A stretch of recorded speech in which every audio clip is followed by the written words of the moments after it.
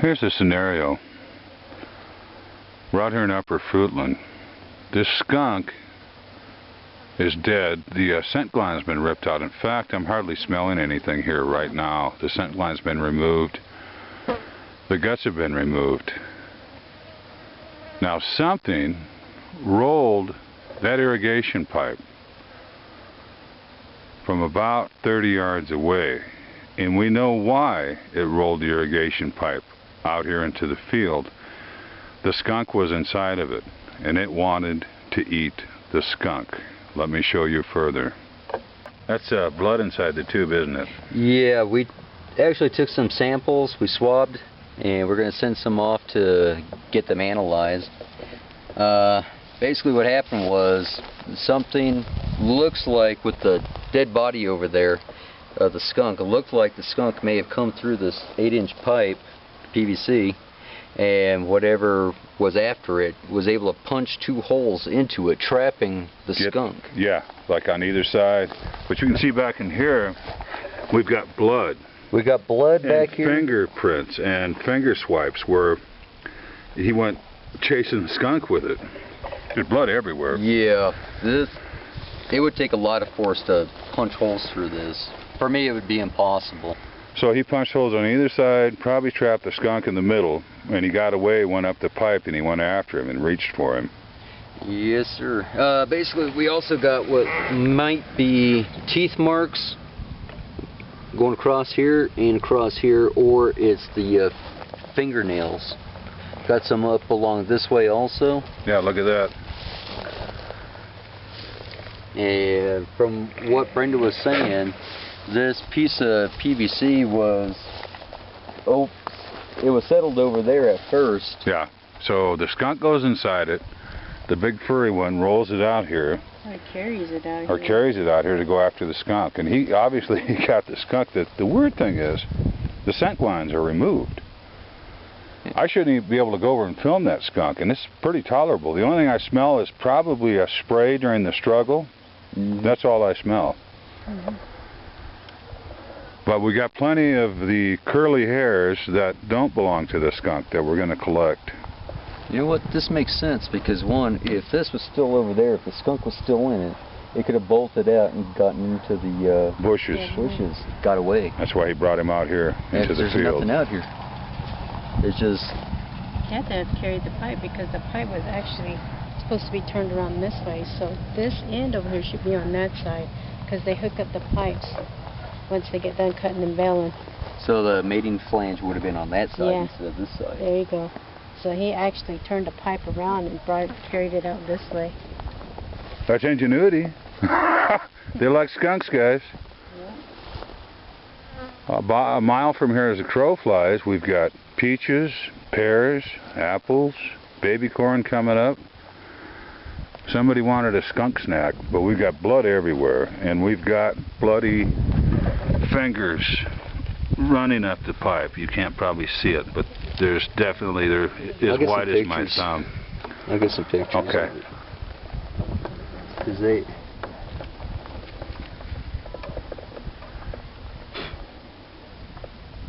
Very ingenious. I'll punch my fist through each side and catch the skunk.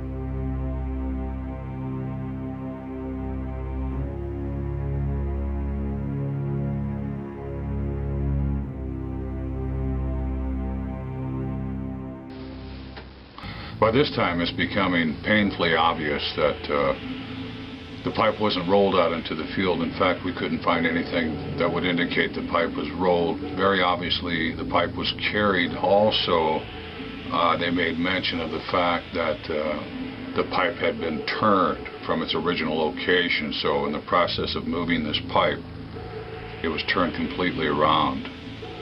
Also, I'm starting to look at and realize perhaps it wasn't after the skunk for calories, more along the lines of a mission to harvest something from the skunk.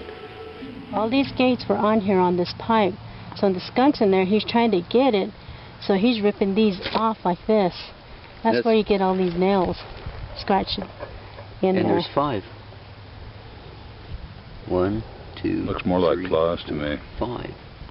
Unless he's There got we sharp go. nails, pointy nails. So these are scattered here and there out in the field. So he tore them all off so he could Mhm. look inside the pipe Yep, as he get 'em went out. down. Are these Okay. pieces to the feet? Yeah, those are like little locks. They like Okay. lock in here.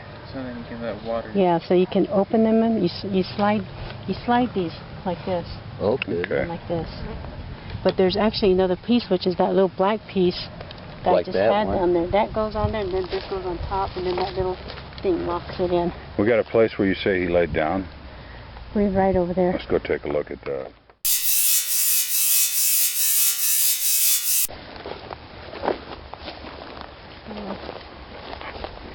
It looks like it was pushed down right in here.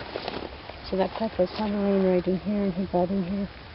Some areas, and they said that on that end, it looked like it was actually sitting in the hay, laying down, so it flattened down the hay some. Plotting the hay down. Yeah, that was in that area. So, but they built that, so that's you won't be able to see that one. This is what they haven't touched yet. Okay, well, I'll tell you what we've got. In closing, I'd like to bring up a few points. I've been close enough to some of these creatures, whatever they are, to feel their breath and their body heat on my back, and I haven't always gotten that particular smell.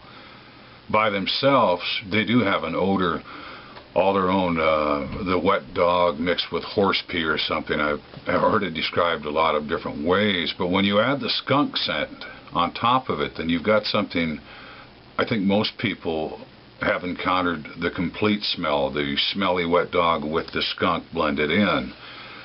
We've often wondered if these creatures had the ability to make the smell themselves. If they were under duress or stress, all of a sudden you would smell something like that. But I've been in stressful situations and didn't get that particular smell. That day, a few yards away from the area we're investigating, as we're leaving the area, I got a whiff of something that was the smell of the animal by itself mixed with the skunk. And it was a different smell than we were getting from the area of the skunk that was captured. We're left with more questions from this whole incident. Lots of questions. If, with all the young ones that have been sighted in this area this year, if I had a youngster I wanted to hide out and all the animals would leave it alone, the predators, the dogs, the coyotes, whatever, I would take skunk scent and put it all over my youngster and everything would leave it alone. A skunk lays by the side of a road until it evaporates. Ravens won't touch it, buzzards won't touch it, so skunk's a good mask, a good smell to hide behind.